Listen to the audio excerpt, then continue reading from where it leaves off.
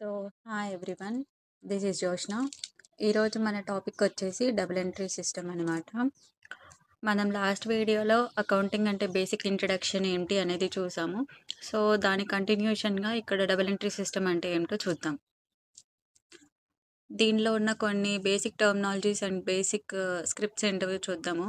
ఫస్ట్‌ది వచ్చేసి accounting period అనమాట. అకౌంటింగ్ పీరియడ్ అనేది ఒక 12 మంత్స్ డ్యూరేషన్.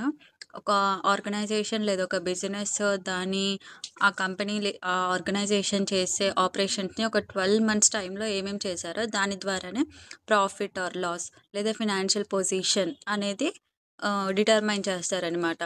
అకౌంటింగ్ ఇయర్ అనేది అందరికీ ఒకలాగే ఉండాల్సిన అవసరం లేదు.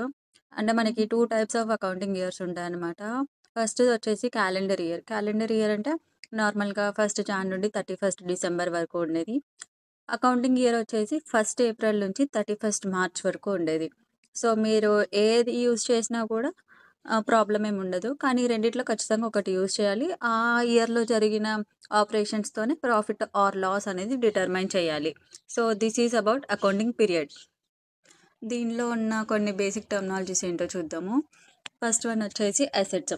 మనం లాస్ట్ వీడియోలో చెప్పాము. అసెట్స్ అంటే ఒక ఓనర్ లేదా ఒక బిజినెస్ ఏవైతే ప్రాపర్టీస్‌ని ఓన్ చేసుకుంటుందో వాటిలే మనం అసెట్స్ అంటాము. క్లాసిఫికేషన్ ఆఫ్ అసెట్స్ ఏంటంటే tangible assets, intangible assets. Tangible assets అంటే వాటికి ఫిజికల్ ఎగ్జిస్టెన్స్ ఉంటుంది. మనము వాటిని యూజ్ చేసుకోగలుగుతామనమాట. ఫర్ ఎగ్జాంపుల్‌గా చెప్పుకోవాలంటే buildings, machinery, land, furniture, cash, stock ఇవన్నీ ఫిజికల్‌గా ఎగ్జిస్ట్ అవుతాయి. We can touch. But intangible assets అనేవి ఫిజికల్‌గా ఎగ్జిస్ట్ అవ్వవు. జస్ట్ మనకి తెలుస్తాయన్నమాట. సపోజ్‌గా చూసుకుంటే goodwill, patents, copyrights, trade marks. Goodwill అంటే మన కంపెనీకి లేదా ఒక ఆర్గనైజేషన్‌కి ఉండే ఫేమ్. పేటెంట్స్, కాపీరైట్స్ ఇవన్నీ కూడా మనము మన తరపున తీసుకునే ఒక ప్రాపర్టీస్ అనమాట అవి. అవి ఇన్విజిబుల్. అందుకనే వాటిల్ని ఇంటాంజిబుల్ అసెట్స్ అంటారు. అసెట్స్ అనేవి ఒక ఆర్గనైజేషన్‌కి లేదా ఒక బిజినెస్‌కి చెందిన ప్రాపర్టీస్ అనమాట. అసెట్స్ మనకి ఫ్యూచర్‌లో కూడా బెనిఫిట్స్ ఇస్తాయి. లైక్ లాంగ్ టర్మ్ అసెట్స్ ఉంటాయి కదా! అవి మనకి ఫ్యూచర్‌లో కూడా బెనిఫిట్స్ ఇస్తాయి. మనం అసెట్స్ యొక్క ఫర్దర్ క్లాసిఫికేషన్‌కి వెళ్తే, ఇక్కడ 3 టైప్స్ ఆఫ్ అసెట్స్ ఉన్నాయి. అది current assets, fixed assets and contingent assets. Current assets అంటే ఏవైతే ఈజీగా క్యాష్‌లోకి కన్వర్ట్ చేయగలుగుతామో వాటిలే మనము కరెంట్ అసెట్స్ అంటాము. ఫర్ ఎగ్జాంపుల్ మనకి స్టాక్. ఇప్పుడు మన గూడ్స్ ఉన్నాయి. ఆ గూడ్స్‌ని మనము సేల్ చేసేస్తే మనకి క్యాష్ ఒస్తాయి. సో, ఈజీగా కన్వర్ట్ అయిపోతాయి. షేర్స్ ఉన్నాయి. షేర్స్ కూడా అంతే. మనం ఎప్పుడు అమ్మేస్తే అప్పుడు మనకి క్యాష్ ఒస్తాయి. సో, ఇలాగా లాంగ్ టర్మ్‌లో కాకుండా షార్ట్ పీరియడ్‌లో మనము క్యాష్‌గా కన్వర్ట్ చేసుకుంటే వాటిని కరెంట్ అసెట్స్ అని అంటాము. నెక్స్ట్‌ది వచ్చేసి ఫిక్స్డ్ అసెట్స్. ఫిక్స్డ్ అసెట్స్ అంటే అవి సేల్ కోసం పెట్టిన అసెట్స్ కాదు. మనము లాంగ్ టర్మ్ బెనిఫిట్స్ కోసం లేదా ప్రొడక్షన్ ప్రాసెస్‌లో యూజ్ చేయటం కోసం మనం ఓన్ చేసుకున్న అసెట్స్ అనమాట. వాటిలో ఎగ్జాంపుల్ వచ్చేసి ల్యాండ్, బిల్డింగ్, గుడ్ విల్ ఇట్లాంటివన్నీ ఏంటంటే మనము షార్ట్ టర్మ్‌లో మనము అమ్మటానికి ఉండదు. లాంగ్ టర్మ్‌లో వాటి యొక్క బెనిఫిట్స్‌ని యూజ్ చేసుకుంటాం కాబట్టి వాటిని ఫిక్స్డ్ అసెట్స్ అని అంటారు. నెక్స్ట్ ఇది కంటింజెంట్ అసెట్. కంటింజెంట్ అసెట్ అంటే దాని ఓనర్‌షిప్ అనేది ఫ్యూచర్ ఈవెంట్స్ జరిగితే దాని మీద డిపెండ్ అయితదనమాట. ఇప్పుడు మనకి ఏదైనా ఒక అసెట్ అనేది లిటిగేషన్‌లో లేదా కోర్ట్ కేస్‌లో ఉందనుకోండి. ఆ జడ్జ్‌మెంట్ వచ్చిన తర్వాత అది మనదవుతుందా? వేరే వాళ్ళదవుతుందా? అనేది తెలుస్తుంది. సో, ఆ ఓనర్‌షిప్ అనేది ఫ్యూచర్ ఈవెంట్స్ మీద డిపెండ్ అయితుంది. అవి ఫ్యూచర్ ఈవెంట్స్ కనుక అయితే అప్పుడు అవి మనకి ఓనర్‌షిప్ వస్తుందా? లేదా? అనేది తెలిసిద్ది. సో, వీటిలే కంటింజెంట్ అసెట్ అంటారు. So, these are the types of assets. So, next topic వచ్చేసి అసలు మనం ఈ డబుల్ ఎంట్రీ సిస్టమ్ నేర్చుకోవటం కోసం ఉన్న బేసిక్ టర్మినాలజీస్ ఏంటివి అనేది చూద్దాం. డెటార్. డెటార్ అంటే ఎవరికైతే మనము క్రెడిట్ బేస్ మీద గూడ్స్ అమ్ముతామో వాళ్ళని డెటార్ అంటాము. అంటే ఆ డెటార్ మనకి కొంత మనీ ఇవ్వాలనమాట. మనం తనకి గూడ్స్ క్రెడిట్ బేస్ మీద అమ్మాం కాబట్టి తను ఫ్యూచర్‌లో మనకి మనీ ఇవ్వాల్సొస్తుంది. సో, అందుకని డెటార్ అని అంటాము. Next creditor. క్రెడిటర్ అంటే ఎవరైతే మనకి క్రెడిట్ బేస్ మీద గూడ్స్ అమ్ముతారో వాళ్ళని క్రెడిటర్ అంటాము. Bills receivable. బిల్స్ రిసీవబుల్ అనేది ఒక డాక్యుమెంట్ అనమాట. అది మన డెటార్ నుంచి వస్తుంది. దేనికంటే ఫ్యూచర్‌లో నేను మీకింత పే చేయాలి. ఎందుకంటే క్రెడిట్ బేస్ మీద నేను గూడ్స్ తీసుకున్నాను కాబట్టి. అనే ఒక రిటన్ డాక్యుమెంట్ ఆర్ యాక్సెప్టెన్స్‌ని మనం బిల్స్ రిసీవబుల్ అంటాము. బిల్స్ పేయబుల్ అంటే టోటల్లీ ఆపోజిట్ అనమాట. మనము మన క్రెడిటార్‌కి ఇస్తామనమాట. మనం తన దగ్గర నుంచి క్రెడిట్ బేస్ మీద గూడ్స్ పర్చేస్ చేసాం గాబట్టి, మనం మన క్రెడిటార్‌కిస్తే దాన్ని బిల్స్ పేయబుల్ అని అంటారు. నెక్స్ట్ వన్ వచ్చేసి ఇన్వెంటరీ.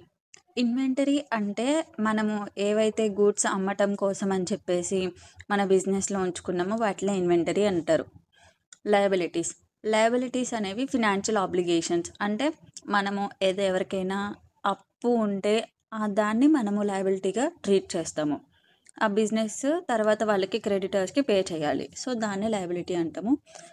లయబిలిటీలోనే మళ్ళీ 2 టైప్స్ ఆఫ్ లయబిలిటీస్ ఉన్నాయి. Current liability, non current liability. Current liability అంటే వితిన్ 12 మంత్స్ ఆర్ 1 ఇయర్ డ్యూరేషన్‌లో పే చేసేవి కరెంట్ లయబిలిటీస్ అంటారు. నాన్ కరెంట్ లయబిలిటీస్ అంటే అవి 12 మంత్స్‌లో కాదు, లేదా ఒక 1 ఇయర్‌లో కాదు. ఇంకా ఎక్కువ టైంలో పే చేయాలి. After 12 years after 12 months pay చేసే వాటిల్నే నాన్ కరెంట్ అసెట్స్ అని అంటారు. Revenue. Revenue is the income earned by the business. ఒక బిజినెస్ దాని ఆపరేషన్స్ వల్ల రెవెన్యూ అంటే ఇన్‌కమ్‌ని ఎర్న్ చేస్తే దాన్నే రెవెన్యూ అంటారు. So, these are the basic terminologies to understand double entry system. So, next types of expenditure. Expenditure అంటే ఏంటి? ఎన్ని టైప్స్ ఉన్నాయి అనేది ఈ టాపిక్ అనమాట. ఎక్స్‌పెండిచర్ అంటే ఏం లేదు, మనం డే టు డేలో ఏమన్నా కొనటానికి గానీ, వాటిలి కోసం చేసే ఎక్స్‌పెన్సెస్‌ని ఎక్స్‌పెండిచర్ అంటారు. సో, దీంట్లో 3 టైప్స్ ఆఫ్ ఎక్స్‌పెండిచర్ ఉన్నాయి. ఫస్ట్ వన్ వచ్చేసి క్యాపిటల్ ఎక్స్‌పెండిచర్, సెకండ్ వన్ వచ్చేసి revenue expenditure and third one deferred revenue expenditure. First one చూద్దాం. Capital expenditure.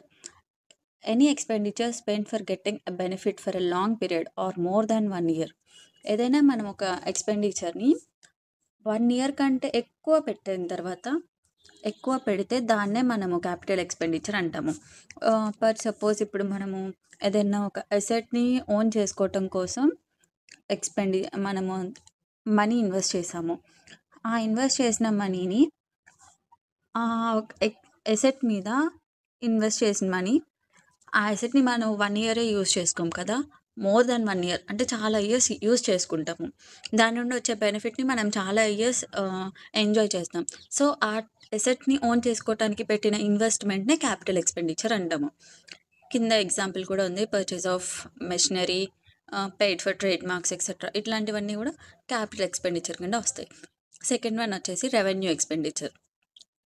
రెవెన్యూ ఎక్స్‌పెండిచర్ అంటే షార్ట్ టర్మ్ లేదా షార్ట్ పీరియడ్‌లో బెనిఫిట్స్ కోసం ఇన్వెస్ట్ చేసే అమౌంట్ అనమాట. ఇది బేసికల్లీ లెస్ దాన్ 1 ఇయరే ఉంటుందనమాట ఆ బెనిఫిట్స్ అనేవి. ఈ ఎక్స్‌పెండిచర్‌ని మనము జస్ట్ రెవెన్యూ ఎర్న్ చేయటం కోసం, ప్రాఫిట్స్ కోసం పెడతాము. ఈ ఎక్స్‌పెండిచర్‌ని మళ్ళీ డే టు డే ఎక్స్‌పెన్సెస్ కోసం లైక్ వర్కింగ్ క్యాపిటల్ కోసం యూజ్ చేస్తామనమాట. వర్కింగ్ క్యాపిటల్ అంటే ఏం లేదు, డే టు డే ఎక్స్‌పెన్సెస్‌ని బేర్ చేయటం కోసం యూజ్ అయ్యే క్యాపిటల్‌నే వర్కింగ్ క్యాపిటల్ అంటాము. సో, దీనికొచ్చేసి సాలరీస్, రెంట్. సాలరీస్ మనం ఎవ్రీ మంత్ మన ఎంప్లాయీస్‌కి పే చేస్తాము. దానివల్ల వాళ్ళు వాళ్ళ నుంచి వచ్చిన ఎక్స్‌పర్టైజ్‌ని ఇస్తారు. దానివల్ల మనకి ప్రాఫిట్స్ వస్తాయి. సో, వాళ్ళ మీద ఇన్వెస్ట్ చేసిన అమౌంట్‌ని రెవెన్యూ ఎక్స్‌పెండిచర్ అని అంటారు. నెక్స్ట్ వన్ వచ్చేసి డిఫర్డ్ రెవెన్యూ ఎక్స్‌పెండిచర్.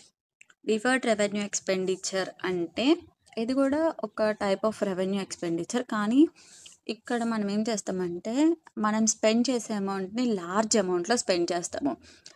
ఒకేసారి లార్జ్ అమౌంట్‌ని స్పెండ్ చేసినా కూడా దాని బెనిఫిట్స్ అనేవి ఇయర్‌కి మనకి యాడ్ అవుతా ఉంటాయన్నమాట. అది 1 అకౌంటింగ్ ఇయర్‌లోనే ఉండదు. చాలా అకౌంటింగ్ ఇయర్స్‌కి మనకి ఆ బెనిఫిట్స్ వస్తాయన్నమాట. సో, ఎంతైతే అమౌంట్‌ని మనము లార్జ్ అమౌంట్‌గా ఇన్వెస్ట్ చేసామో, ఆ అమౌంట్‌ని కొంత అమౌంట్‌ని ఎవ్రీ ఇయర్ మనము బుక్స్ ఆఫ్ అకౌంట్స్‌లో రాసుకుంటాము. ఫర్ ఎగ్జాంపుల్ అడ్వర్టైజ్‌మెంట్ ఉంది. మనం ఇప్పుడు అడ్వర్టైజ్‌మెంట్‌కి ఒకేసారి ఒక 10 క్రోర్స్ ఇన్వెస్ట్ చేసాము. ఇన్వెస్ట్ చేసిన తర్వాత ఆ అడ్వర్టైజ్‌మెంట్ మనకి 5 ఇయర్స్ వరకు వాలిడ్ అవుతుంది.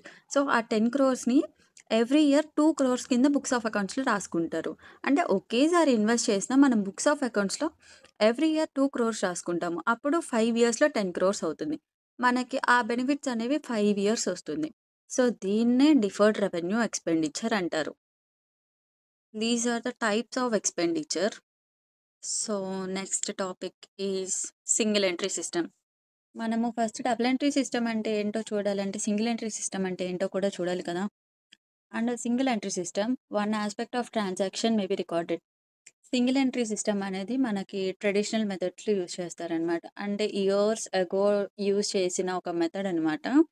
ఈ సింగిల్ ఎంట్రీ సిస్టమ్ కింద ఓన్లీ వన్ ఆస్పెక్ట్ అంటే ఒక్క ఐదర్ డెబిట్ ఆర్ క్రెడిట్ అది మాత్రమే రాసుకుంటారు. బోత్ డెబిట్‌ని, క్రెడిట్‌ని రాసుకోరు. కాబట్టి అట్లా రాసుకోనప్పుడు అది కంప్లీట్ ఇన్ఫర్మేషన్ అనేది ఇవ్వదు. అందుకే దీన్ని అకౌంటింగ్ ఫ్రమ్ ఇన్‌కంప్లీట్ రికార్డ్స్ అని కూడా అంటారు. Single entry system is not termed as specific system of accounting as it does not have any principles.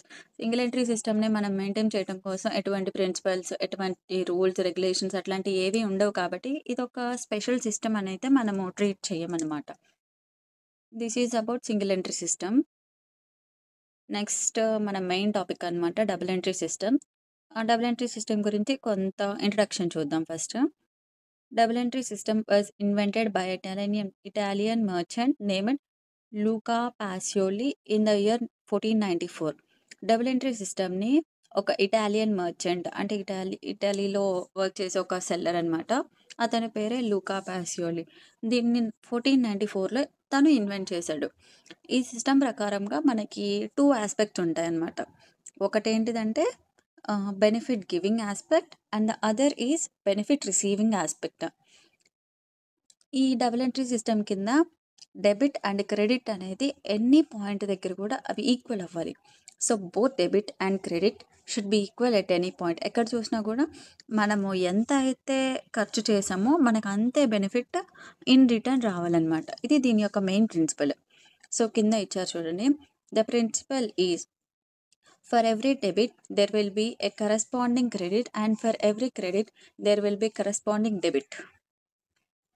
So మనకి తెలుసు డెబిట్ అంటే, క్రెడిట్ అంటే ఒక 2 ఆస్పెక్ట్స్. సో మనం ఎంత అయితే ఇన్వెస్ట్ చేసామో అంత బెనిఫిట్ మనకి రావాలి. ఇది మెయిన్ ప్రిన్సిపల్. సో బెనిఫిట్ వస్తుంది అంటే దానికి ఖచ్చితంగా ఇన్వెస్ట్ చేయాలి. అంటే మనకి ఏదన్నా రావాలంటే ముందు మనం ఇచ్చేసేయాలి. సో ఇక్కడే అందుకనే ఇచ్చారు. For every debit there will be a corresponding credit and for every credit there will be a corresponding debit. Debit ఉంటే క్రెడిట్ ఉండాల్సిందే, క్రెడిట్ ఉంటే డెబిట్ ఉండాల్సిందే. So this is the principle of double entry system. అన్ని business units కూడా maximum double entry సిస్టమ్‌నే follow అవుతాయి. ఎక్కడో చిన్న చిన్న సోల్ ప్రొప్రైటర్స్ తప్ప మాక్సిమం బిజినెస్ ఎంటిటీస్ అనేవన్నీ కూడా డబుల్ ఎంట్రీ సిస్టమ్‌నే ఫాలో అవుతాయి. So next features of double entry system. అసలు డబుల్ ఎంట్రీ సిస్టమ్ యొక్క ఫీచర్స్ ఏంటి అనేది చూద్దాం. Every business transaction involves at least 2 accounts. ఏదైనా ఒక బిజినెస్ ట్రాన్సాక్షన్ జరిగిందంటే అది ఖచ్చితంగా 2 అకౌంట్స్ ఇన్వాల్వ్ అవ్వాలి. ఒకటొచ్చేసి డెటార్ అవ్వాలి, రెండోటొచ్చేసి క్రెడిటర్ అవ్వాలి. ఒకటి బిజినెస్ యూనిట్ అయితే ఇంకొకళ్ళు మనకి డెటార్ అయినా అవ్వాలి, క్రెడిటర్ అయినా అవ్వాలి. సో ఖచ్చితంగా 2 అకౌంట్స్ అనేవి ఇన్వాల్వ్ అవ్వాలి. Every transaction has 2 aspects. ఇందాక చెప్పినట్టుగా డెబిట్, క్రెడిట్ అనేది ఖచ్చితంగా ఉండాలి. It is based on some accounting principles. చెప్పాను కదా డబుల్ ఎంట్రీ సిస్టమ్‌కి కొన్ని రూల్స్, కొన్ని ప్రిన్సిపల్స్, కొన్ని రెగ్యులేషన్స్ అనేవి ఉన్నాయన్నమాట. It is suitable for all business firms. Maximum of the business firms అన్నీ కూడా డబుల్ ఎంట్రీ సిస్టమ్‌ని యూజ్ చేస్తున్నాయి. Next approaches to double entry system. అసలు డబుల్ ఎంట్రీ సిస్టమ్‌ని మనం ఫాలో అవ్వాలంటే ఎటువంటి అప్రోచెస్ ఉన్నాయి అంటే ఎటువంటి మెథడ్స్ ఉన్నాయనేది. ఫస్ట్ వన్ వచ్చేసి accounting equation approach. Second one వచ్చేసి traditional approach. Accounting equation approach అంటే ఏంటో చూద్దాం. అకౌంటింగ్ ఈక్వేషన్ అప్రోచ్ అనేది కొన్ని ప్రిన్సిపల్స్ మీద, కొన్ని ఈక్వేషన్స్ మీద డిపెండ్ అవుతుందన్నమాట. అదేంటిదంటే కొన్ని ఈక్వేషన్స్ ఉన్నాయి ఇక్కడ. Assets equal to capital plus liabilities, capital equal to assets minus liabilities, liabilities equal to asset minus capital. So ఇక్కడ మనకి ఈ ఈక్వేషన్స్‌ని చూడండి.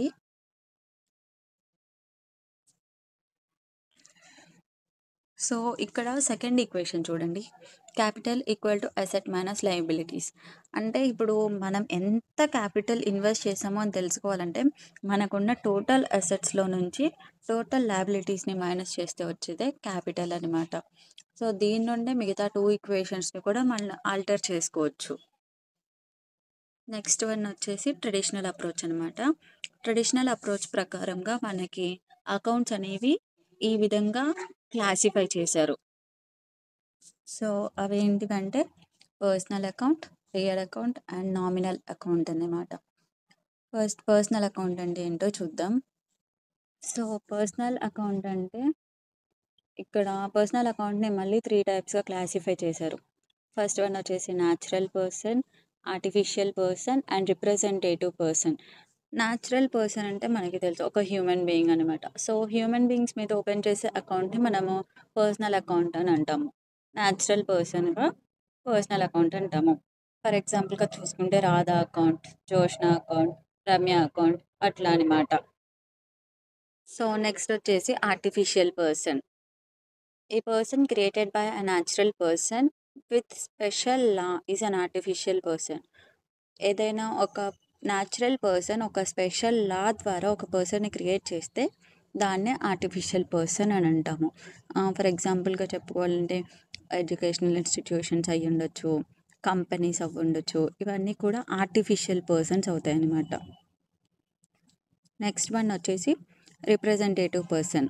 An account used instead of a person. ఒక పర్సన్‌కి బదులుగా యూజ్ చేసే అకౌంట్‌ని మనము చూసుకున్నట్టయితే క్యాపిటల్ అకౌంట్‌ని, డ్రాయింగ్ అకౌంట్‌ని personal accounts of the owner అని అంటాము. కానీ అవి ఓనర్ కిందకి రావు. సో, వీటిల్నే మనం రిప్రజెంటేటివ్ పర్సన్ అని అంటాము. So, these are the types of personal account. Second one వచ్చేసి real account. Real account says about all types of fixed assets, current assets, tangible and intangible assets. మనకున్న assets అన్నిటి గురించి మనము real అకౌంట్‌లోనే discuss చేస్తామనమాట. So, for ఎగ్జాంపుల్‌గా చూసుకుంటే land, machinery ఇట్లాంటివన్నీ కూడా fixed assets. Goodwill, patents ఇవన్నీ కూడా ఇంటాంజిబుల్ అసెట్స్. సో, ఈ అసెట్స్‌కి సంబంధించినవి అన్నీ కూడా రియల్ అకౌంట్ కిందకొస్తాయి. Nominal account. Nominal account is related to all the incomes, expenses, losses and gains. మనకొచ్చే ఇన్కమ్‌ని, మనకొచ్చే ఎక్స్‌పెన్సెస్‌ని, లాసెస్‌ని, గెయిన్స్‌ని వీటిలన్నిటిని కూడా నామినల్ అకౌంట్ కింద క్లాసిఫై చేస్తాం. సో, ఇవన్నీ మనకి ట్రెడిషనల్ అప్రోచ్ కిందనమాట. నెక్స్ట్ ఈ ట్రెడిషనల్ అప్రోచ్‌ని ఫాలో అవ్వటానికి మనకి ఈ 3 అకౌంట్స్‌కి 3 టైప్స్ ఆఫ్ గోల్డెన్ రూల్స్ ఇచ్చారు. అవేంటో చూద్దాం. ఫస్ట్ వన్ వచ్చేసి పర్సనల్ అకౌంట్‌కి ఏం రూల్ ఉందో చూద్దాం. Debit the receiver and credit the giver. అంటే ఒక బిజినెస్ ట్రాన్సాక్షన్ జరిగినప్పుడు ఎవరైతే రిసీవర్ ఉంటారో అతన్ని డెబిట్ చేసి, ఎవరైతే గివర్ ఉంటారో అతన్ని క్రెడిట్ చేయాలి పర్సనల్ అకౌంట్ ప్రకారం. Next real account. Real account వచ్చేసి అసెట్స్ కింద కాబట్టి debit what comes in and credit what goes out. అంటే మనం అసెట్స్‌ని పర్చేస్ చేసినప్పుడు ఆ అసెట్ అనేది మనకి వస్తుంది కాబట్టి మన దగ్గరికి వచ్చినప్పుడు దాన్ని డెబిట్ చేసి అమ్మేస్తున్నప్పుడు క్రెడిట్ చేయాలి. అంటే డెబిట్ వాట్ కమ్స్ ఇన్. ఎప్పుడైతే అది వస్తుందో దాన్ని డెబిట్ చేసి, ఎప్పుడైతే అది వెళ్తుందో దాన్ని క్రెడిట్ చేయాలనమాట. ఇది రియల్ అకౌంట్ ప్రకారం. Next nominal account. Debit all expenses and losses and credit all incomes and gains. ఎక్స్‌పెన్సెస్‌ని, లాసెస్‌ని డెబిట్ చేసి, ఇన్కమ్స్‌ని, గెయిన్స్‌ని క్రెడిట్ చేయాలనమాట. So, these are the golden rules. వీటిని ఖచ్చితంగా మనం ఫాలో అవ్వాలి. ఖచ్చితంగా కన్సిడర్ చేయాలి.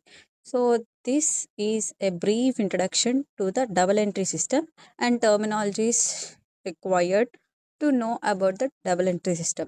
So, thank you for watching this video. Signing off, your Joshna. Thank you.